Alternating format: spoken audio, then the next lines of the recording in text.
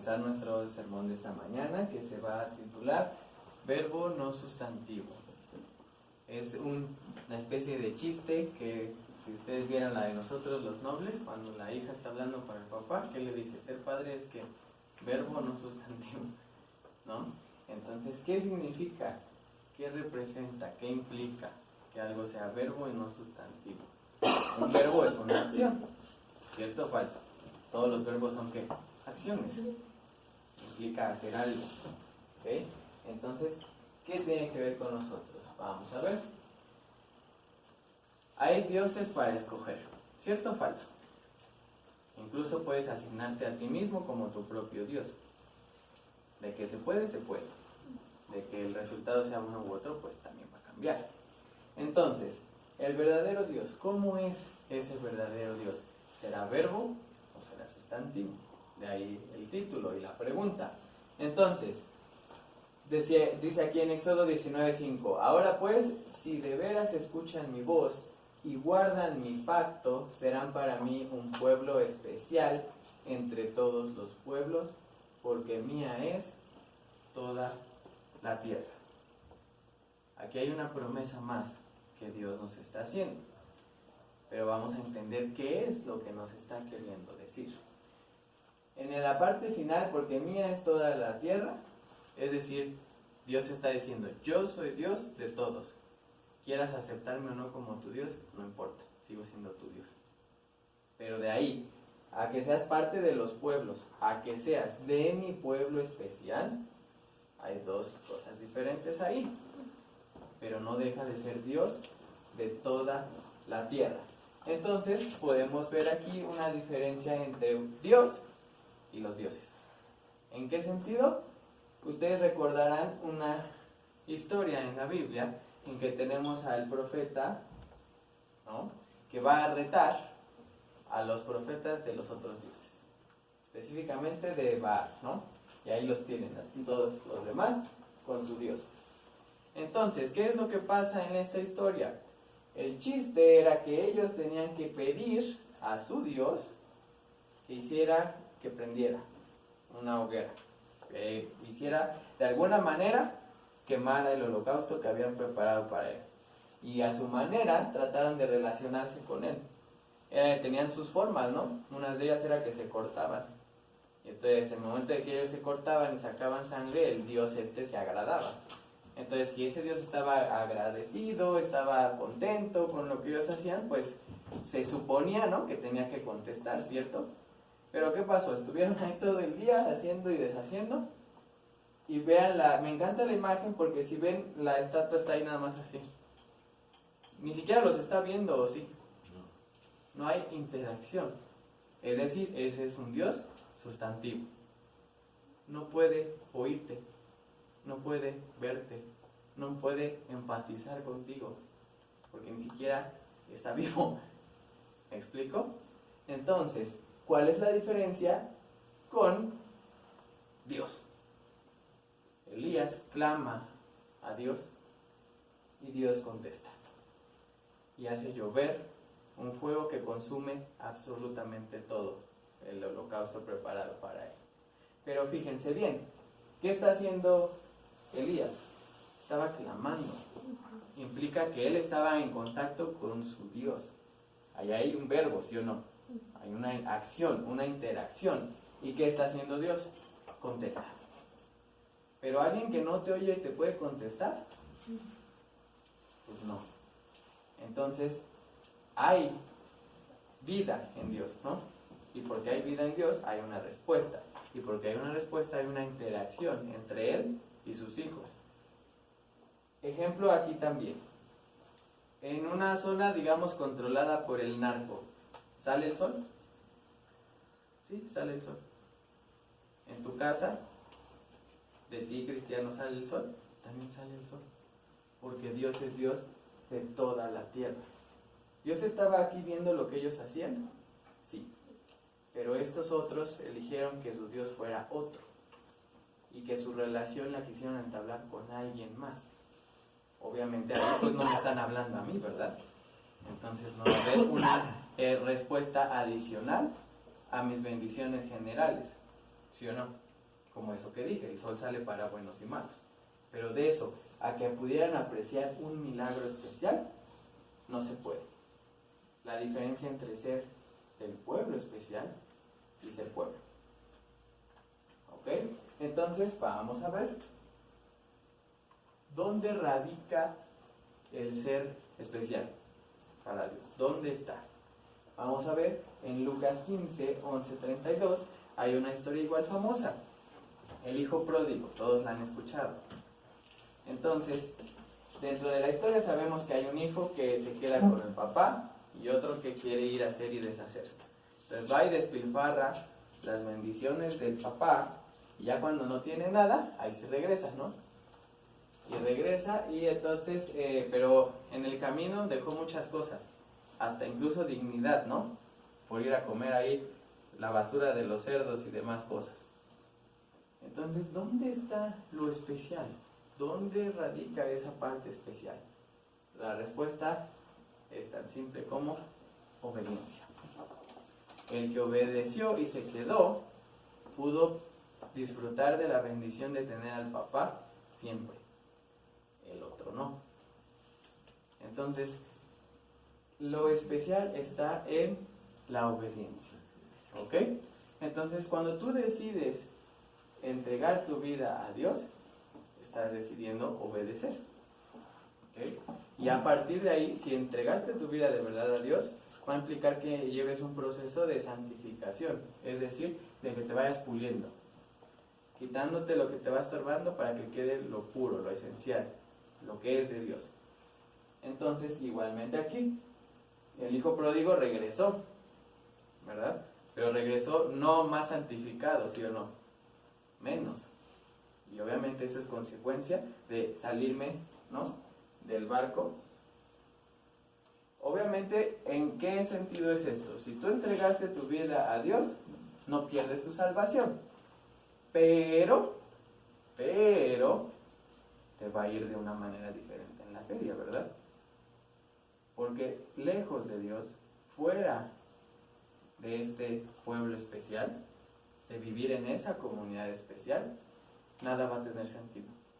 Y todo lo que vas a poder vivir van a ser las consecuencias de tu propio pecado. Porque el plan de Dios para ti es dentro de ese pueblo especial, no fuera de.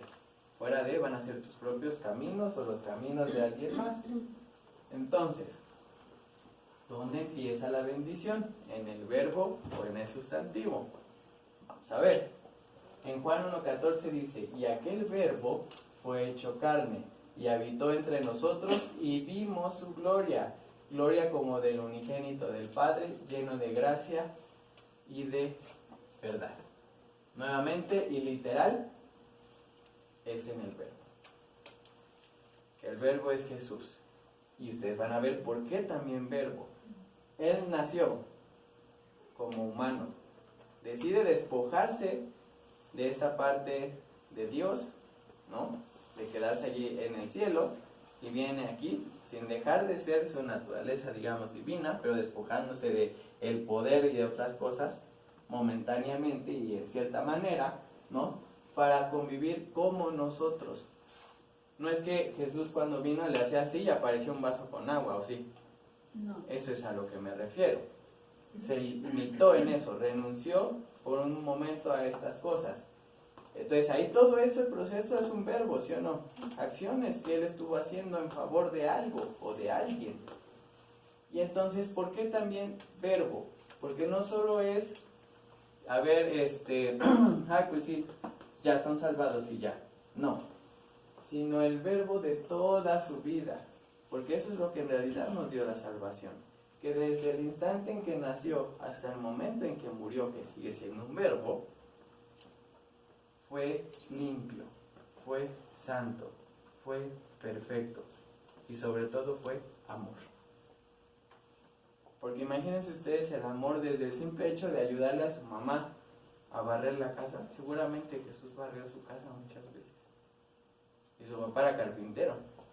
Mi suegro es carpintero y yo sé cuánto acerrín tira eso. Y seguramente Jesús estuvo dispuesto a barrerle todos los días a su mamá. Es algo tan simple como abrazar a su mamá con esa acción, hasta la acción o verbo supremo de haber ido a esa cruz por todos nosotros. Entonces la bendición empieza en Jesús, en lo que Él decidió hacer. Y fíjense bien, sigue siendo parte de esta relación de Dios con nosotros. En ese caso también era de Dios con su Hijo. Fíjense bien. Porque de tal manera amó Dios al mundo que ha dado a su Hijo unigénito para que todo aquel que en Él cree no se pierda, mas tenga vida eterna. Entre los cristianos es muy popular este versículo, pero ni siquiera entendemos luego lo que quiere decir.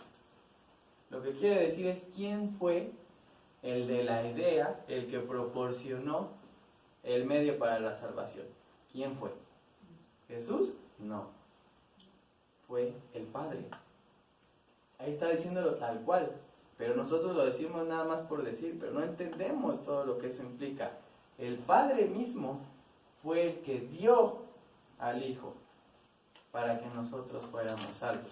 Otra vez, el Padre no es esa estatua así a la que le rezas y vas de rodillas hasta no sé dónde y no te pela, porque ni está vivo o viva. Es un Dios que te está viendo, pero no para ver y te manda un rayo. No es Zeus, no, es Dios. Entonces te está viendo para ver cómo amarte, porque fuiste creado para ser amado, ninguna otra cosa. Dentro de ese pueblo especial, el propósito de Dios para esa comunidad es que sea profundamente amada. Fuera de eso es lo opuesto, pero eso no viene de Dios, viene de cualquier otra persona. Entonces, Dios vio que necesitábamos ser salvados. Entonces provee para tu necesidad. Provee, contesta, está atento. ¿Alguno de ustedes pidió, Señor, manda a tu Hijo por favor para que muera por mí? No, todavía ni nacía si Dios ya lo había hecho. Eso todavía es ir más allá, ¿sí o no? Ni siquiera está esperando a que tú se lo pidas, Él ya te está proveyendo de lo que necesitas, incluso hasta de lo que deseas en muchas de las ocasiones, pero es conforme a lo que Él ya decidió. Entonces vamos a ver la otra parte. Juan 14:6. Jesús le dijo: yo soy el camino y la verdad y la vida. Nadie viene al Padre sino por mí. Ahí está. Jesús fue el medio. ¿Para qué? Lo mismo que les estoy diciendo. Con Dios se trata de verbos, no de sustantivos. Es decir, no es decir, soy cristiano. Pues chido, pero ese es un sustantivo. Tengo que ver en tus acciones que eres cristiano. Ahí es donde se va a ver. ¿Y por qué en tus relaciones? ¿Relación con quién o qué? Empezando con quién, con Dios. De otra forma no tiene sentido. Por eso un cristiano que nunca hace su devocional no es cristiano. Porque si de entrada no se relaciona con Dios, ¿tiene sentido? Obviamente que no. Entonces vamos a ver la siguiente parte. Juan 10, 18, 20. Nadie me quita la vida, está hablando Jesús, sino que la doy libremente. Tengo el derecho de darla y de recibirla de nuevo. Eso es lo que Él me ordenó. Bueno, eso es lo que me ordenó mi Padre. Nos está poniendo también un ejemplo. ¿Tú puedes decidir obedecer o no? Sí, sí puedes. Jesús decidió obedecer. ¿Podría decir que no? Claro que puede decir que no. Ustedes lo vieron en la Biblia cuando Él está en el huerto de Getsemaní y le pide a su papá que si es posible que pase de mí esto. Es decir, no es agradable. Si hubiera otra forma, mejor. Pero que no se haga lo que yo quiero, sino lo que tú quieres. Entonces el papá dijo no. Y entonces Jesús dijo, sí, obedezco. Entonces, eso es para nosotros también. Y es una relación. El punto de todo esto es esa relación, ese vínculo perfecto. Yo sé que muchas veces no es fácil obedecer a Dios. Pueden creerme que sé bastante bien que no es fácil. Pero si estás dispuesto a obedecer, aunque tú no estés de acuerdo, aunque tú no veas claro, aunque tú no tengas idea de lo que viene, puedes ver cosas grandes. El mismo Jesús pudo ver a la muerte y el pecado vencidos gracias a que obedeció. ¿Sí o no? Si él hubiera dicho no, pues otra historia hubiera sido para todos. Pero él dijo sí. Y gracias a que él dijo sí, la gloria del Padre recae en él y él vence muerte y pecado, dándonos vida y salvación. Producto de la obediencia, de haber permanecido en la parte especial.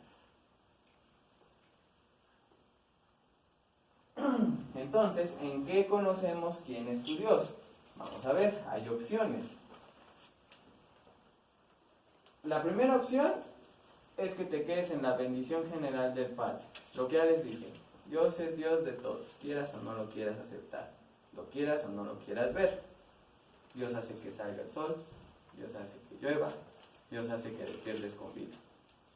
Y eso es para cristianos y no cristianos. Pero esas son las bendiciones generales de todos por el simplemente hecho de que Él es Dios y Él así lo quiere. Y Él te quiere bendecir aun cuando tú seas santero o cualquier otra cosa. Pero aunque tú no quieras, Él es tu Dios. Y porque Él quiere, te da esas bendiciones. Pero puedes aspirar a las bendiciones especiales. Eso es solo para aquellos que deciden estar bajo su pueblo. El pueblo que camina bajo la dirección de esa nube, de esa columna de fuego. Para los que deciden decir sí a la obediencia de seguir el camino que ya estaba trazado desde antes de que nacieras. Después de ahí, ¿qué sigue? Con esa bendición que recibiste, dependiendo de lo que hayas elegido en el primer paso, tienes dos opciones: hacer mi propia voluntad con mis bendiciones o cumplir su voluntad con mis bendiciones. Diferente, ¿sí o no? Con lo que yo tengo hago lo que se me hincha la gana y le paso sobre quien sea para, según yo, acumular más o lo que sea. O pongo esas bendiciones al servicio del propósito de Dios porque entiendo que no fui yo. Y entiendo que en el instante que Él quiera me las quita. O me da más. Pero que sea como sea, no es mío. Esa es la segunda decisión que tienes que tomar. Y por último, la consecuencia es estancar la bendición. Eso es el que no comparte nada. Solo soy yo, luego soy yo, ya lo tomo yo. O agradeces y haces fluir la bendición. Agradezco y hago fluir la bendición. Entonces, si vamos al principio, ahora pues, si de veras escuchas mi voz y guardan mi pacto, ¿qué pacto está hablando? Lo vieron en el sermón pasado. El matiz, el borrador de esa promesa. Esa promesa se llama el pacto abrámico. La esencia es: eres bendecido para bendecir. Pero ya vimos que ¿dónde empieza la bendición? En el Padre mismo. ¿Quién fue el que mandó a Jesús? Empieza en el Padre. De otra forma, si quieres tú tener bendición, ¿dónde tienes que estar pegado a? ¿Cuál es la fuente de la bendición? El Padre. El Padre. El camino para llegar a la fuente es Jesús. Pero la fuente es el Padre. Entonces, si tú quieres ser bendecido para bendecir, la única manera es estar pegado a esa fuente. Y entonces, si cumples ese pacto, vas a estar en el grupo especial del pueblo de Dios, que puede aspirar a ver su gloria, su poder y su amor de una manera que los demás no pueden ni siquiera imaginar.